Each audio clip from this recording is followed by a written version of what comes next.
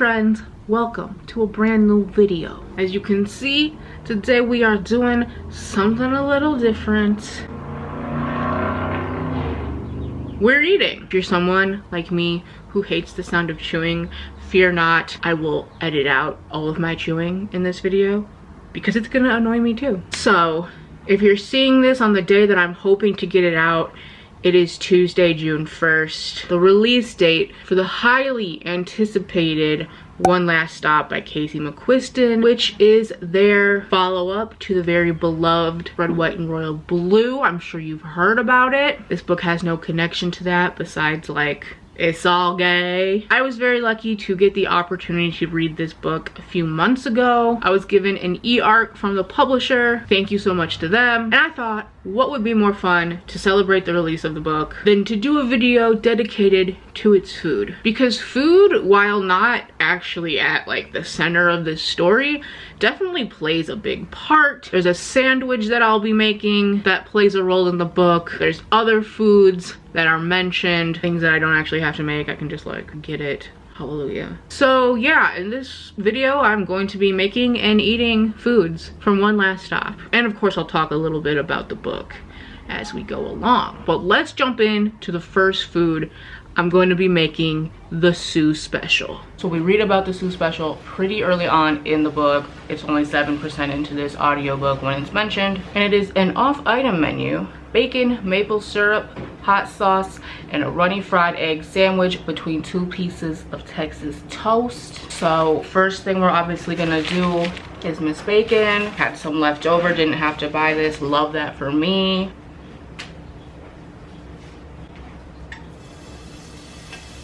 Don't really know how much you need, but that should be good. So I am not a good cook. I like to bake, I don't like to cook. I'm gonna be stressed as it is.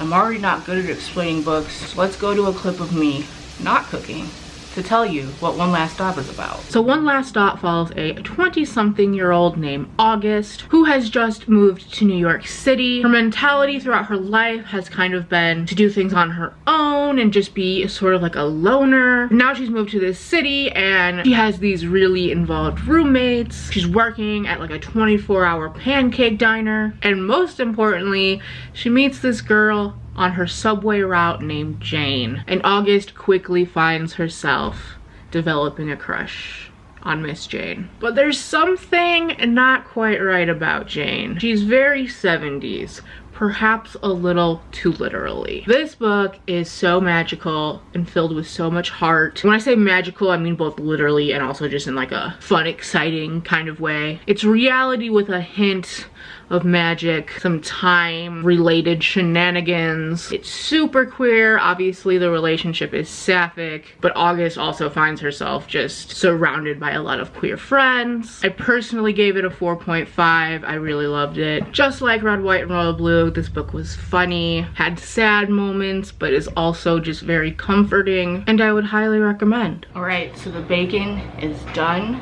We're gonna move on to Miss Egg. We're just making one, so we're gonna use the smaller pan.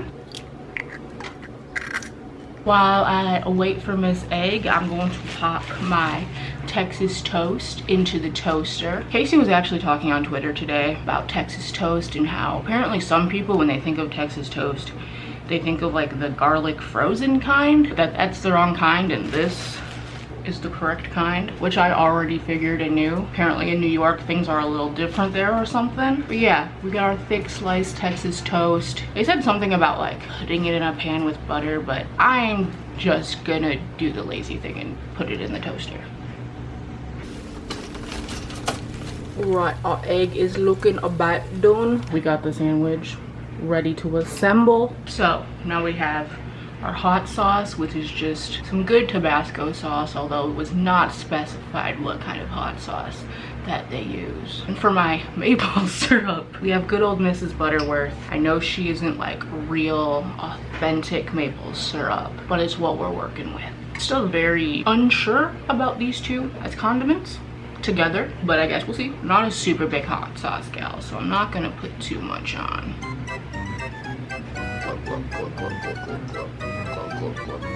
A little bit on the egg. Maybe that was a lot. I don't know. Ooh. Ooh. I really don't know what I'm doing. All right, here we go. It's our Sue special. All right, so let's try it. I'm nervous. See the egg being runny over here, so let's start from this side.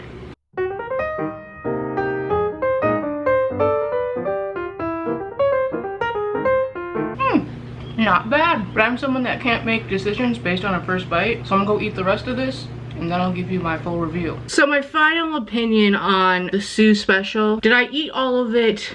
No. Do I think I put too much hot sauce and maple syrup on it?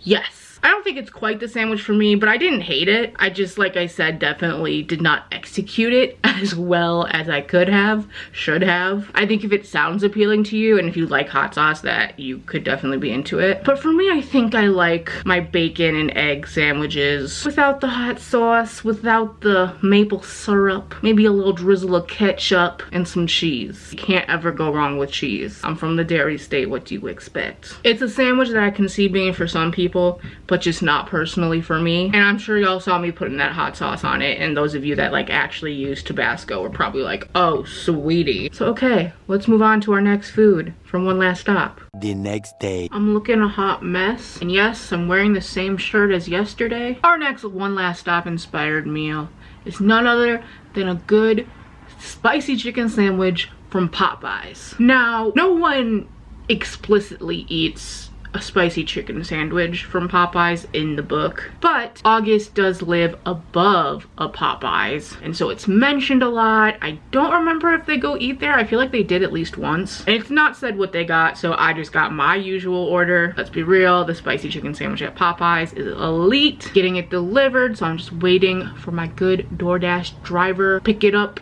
bring it to my house. Eric, thank you for your service. August living above this Popeyes was just such a fun detail. But what made it even more fun to me was that I didn't know this was like a real thing. I can't remember exactly how it happened, but like a picture was posted about it. Maybe Casey tweeted about it. I was like, oh my god, the Popeyes is real. Like, you could go to that exact Popeyes. I don't know if there's anybody actually living above it. And my friend who lives in New York City was like, yo, I go to the Popeyes. Like, I've been around that area a lot. I use the Q a lot, which is the subway train, the line, I think it's called, until I've never been to New York. The line that August takes, the line where she meets Jane. And it's just a cool little feature of the book, and I think it attests to how it is really sort of a love letter to New York City as well, because even though I've never been there, I felt this like nostalgia for it, and I think New Yorkers especially will pick up on a lot of little things that, you know, I as a non-New Yorker didn't. It's just very detailed and really has this like heart to it, and so I know Casey did her research, and one day if I ever get to New York, I'm definitely gonna seek out that Popeyes. We got the goods.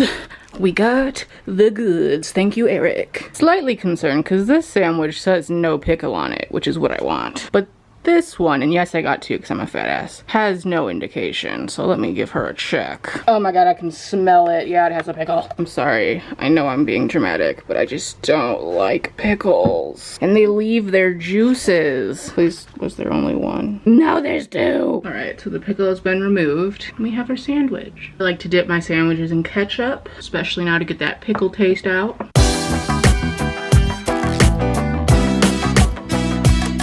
Absolutely delicious, as always. I don't know what August's order is at Popeyes, but man, that chicken sandwich, baby, it hits every time.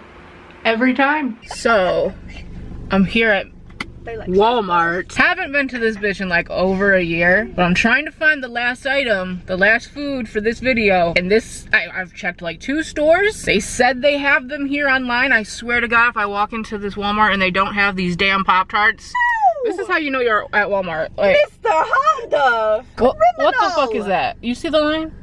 What the fuck is that? I was gonna complain about the fact that we can hear the music from outside the store, and I don't know why, but it's Fearless by Taylor Swift, so we stand.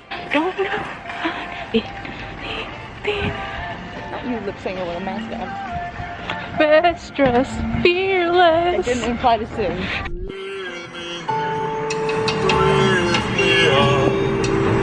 I don't know if I could ever go without watermelon sugar high, watermelon sugar high. Alright, so it's later, I'm sweatier and redder, but I got the damn Pop Tarts. The backstory of this with One Last Stop, August brings a variety of Pop Tart flavors for Jane to try. And it is said that strawberry milkshake is her favorite, and it's brought up a few times in the book. I have never actually had this flavor of Pop Tart. Not surprising considering it took me so much effort to find them. I went into a Walmart for these. You know how many people I saw wearing masks? Hardly any. I'm not gonna eat this whole thing because I am so full, but let's give her a taste.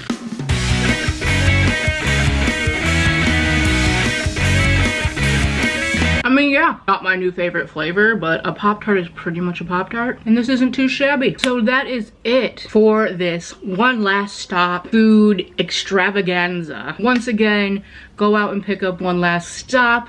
It's a great read, especially for Pride Month. If you have read the book or if you tried any of these foods, let me know. If you liked this video, let me know, because obviously it's different from what we normally do around here. So I would love your feedback. I will see you all in my next video. Bye!